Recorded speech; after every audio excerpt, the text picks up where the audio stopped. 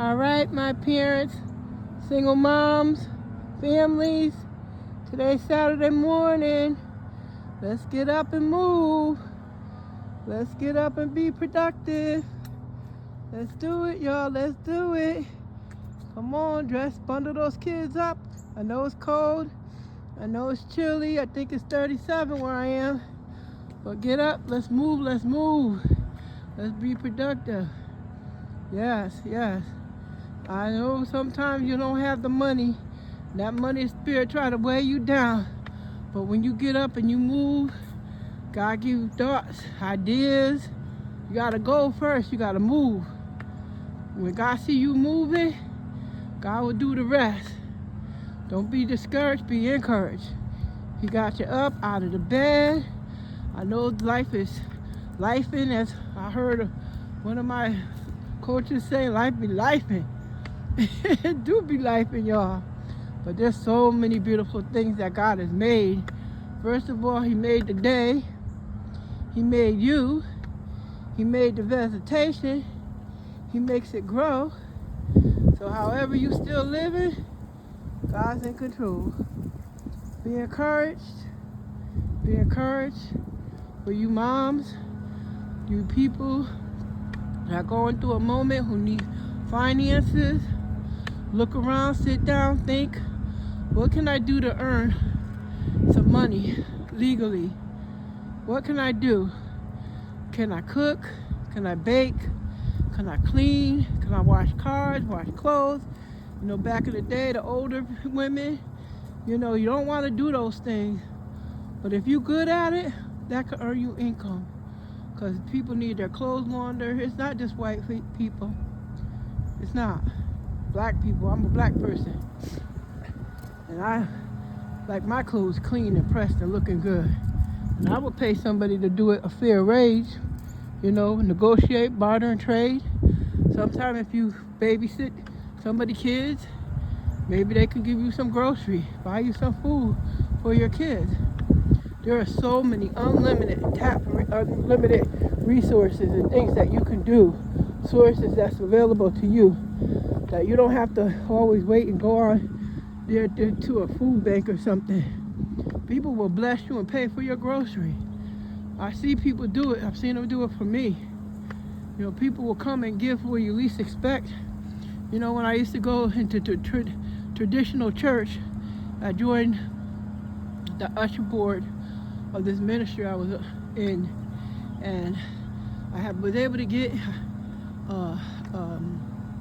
a dress, a white dress, and I had taken it from a class, from a job I was taking on, and it didn't work out. You know, somebody mentored me on that, and I needed the shoes for my usher uniform. And God knows what you need. I'm gonna tell you that. What you need, not what you want, what you need.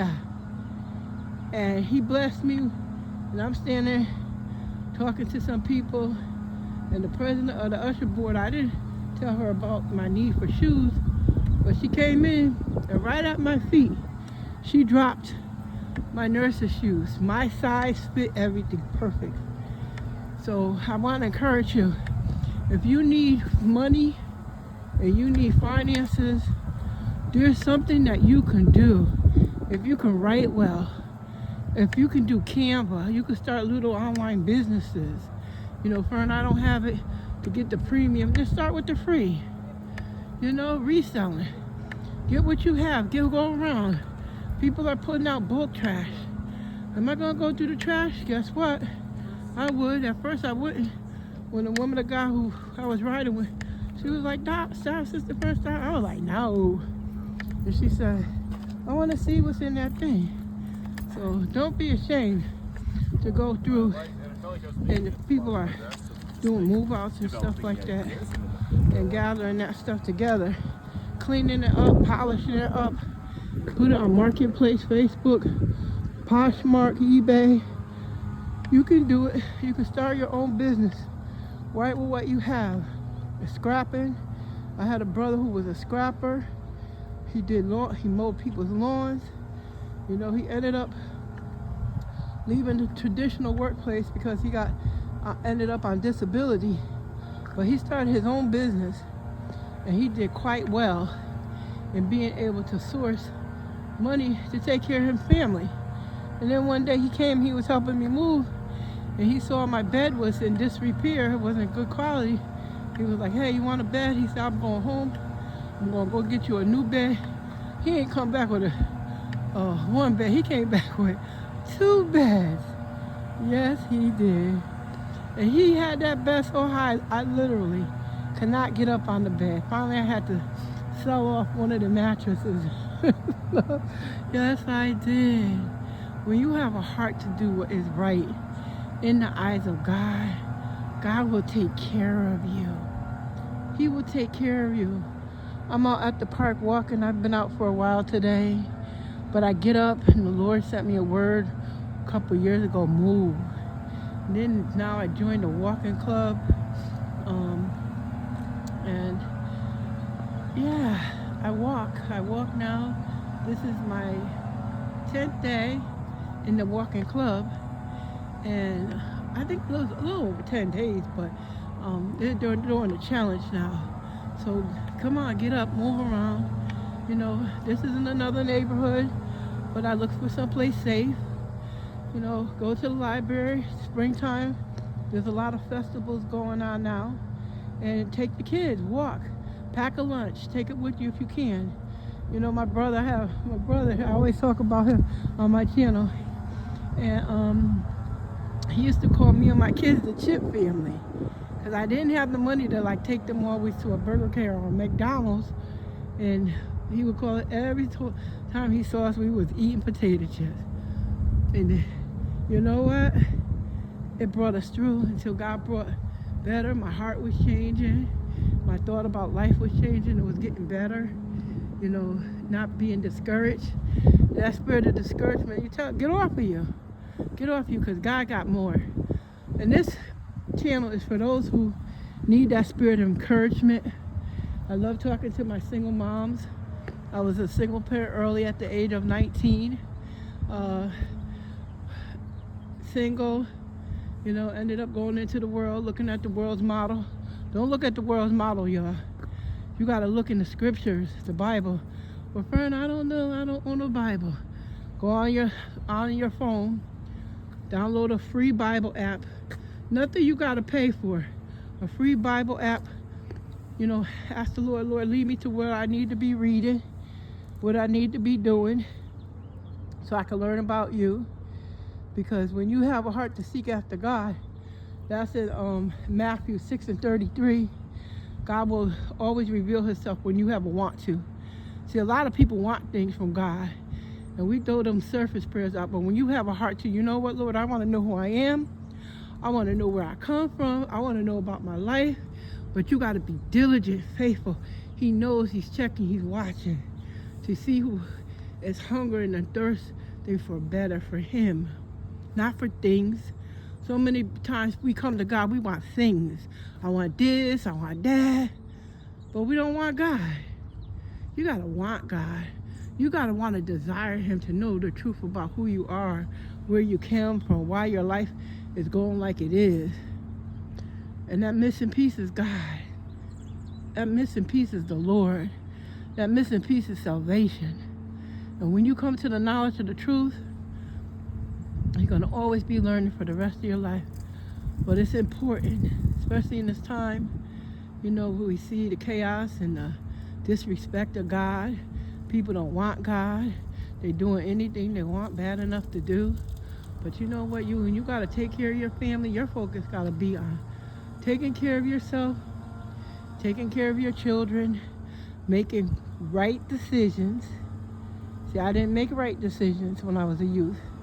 I made outward what I'm looking at other people do, what other people say, where other people go. And then I want to join in the crowd, and then I'm doing what they doing. And the Bible clearly tells you, do not engage. Don't run to people who going against the ways of God. You run to God, to his word. So, like I said, get up Saturday. Things are going well. Beautiful sun out. You hear the people working in the background. Those are the lawn people up doing the lawns in the neighborhood over here where I'm at, and they're doing all kind of different, the growing, and you see the leaves and stuff that's coming up and the flowers.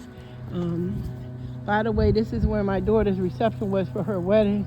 This is called Edgerton Park. There was an estate that was massive. He had it torn down after his wife's passed. He died before her, but at this estate they said it was massive and very wealthy, and he didn't want it to stand. He said it would cost too much to maintain it every month. So I'm giving you a little brief history lesson here. You know, some of the things you can learn when you go out and you start walking. This is in the old neighborhood I used to live in. No, I didn't live in one of these houses up there. No. Just on the other side of this hill is where the regular, ordinary people lived. You know, where the people who were not influential, but it's like night and day. This community, from just literally one track, you get to the top of the hill, go down the hill on the other side, and it's working people, everyday working people. So, you know, they turned this into a park. And over on the far distance, you'll see East Rock Park. And then as you go to your left, you begin to see Sleeping Giant Park.